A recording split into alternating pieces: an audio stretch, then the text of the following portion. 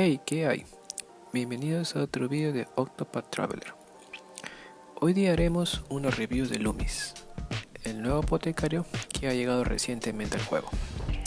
Además, veremos si es rentable o no usar nuestras gemas en ella. Pues sin más preámbulos, comencemos. En primer lugar, hablemos de sus estadísticas a nivel máximo. De todas ellas, las que más resaltan son su velocidad y su ataque, con un valor de 333 y 365 respectivamente, por lo que sería la apotecaria con mayor velocidad y fuerza del juego actualmente.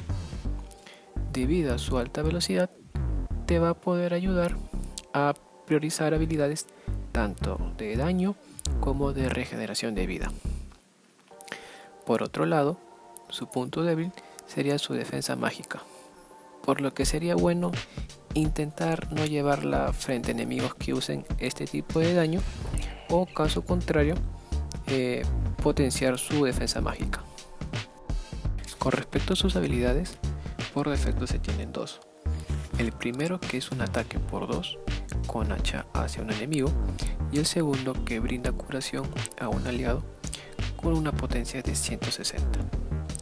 Luego se tiene una habilidad que purga al equipo en vanguardia ante efectos negativos. Además, nos brinda inmunidad al sangrado que va de 0 a 3 turnos. Esto varía en función de las cargas que dispongamos.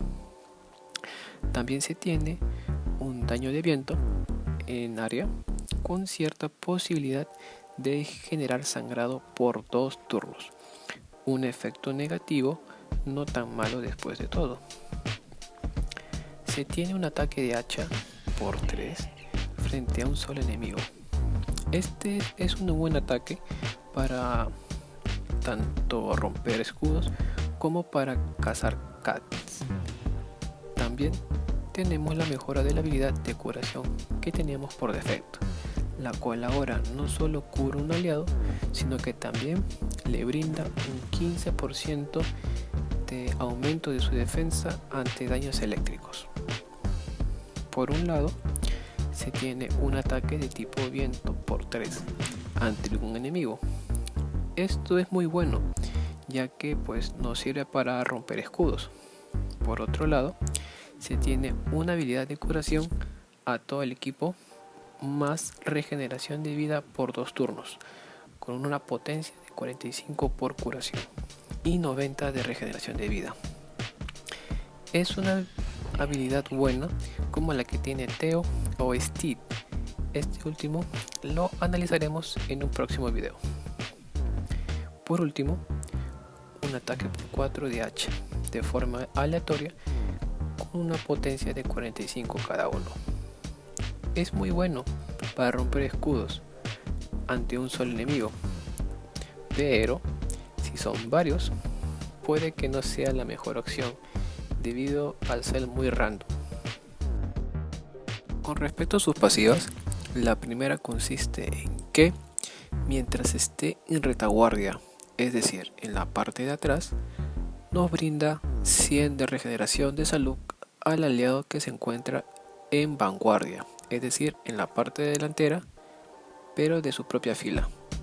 Esto es una gran habilidad para recuperar vida, por lo que sería genial si Loomis estuviera detrás de tu tanque principal, como Gilderoy o Tressa, ya que pueden recuperar más vida al finalizar cada turno.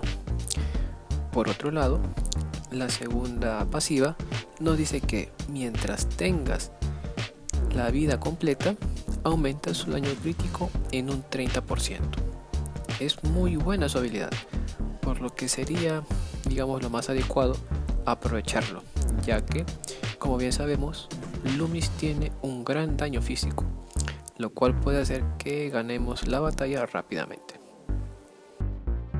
Entonces, ¿deberíamos usar nuestras gemas en Loomis?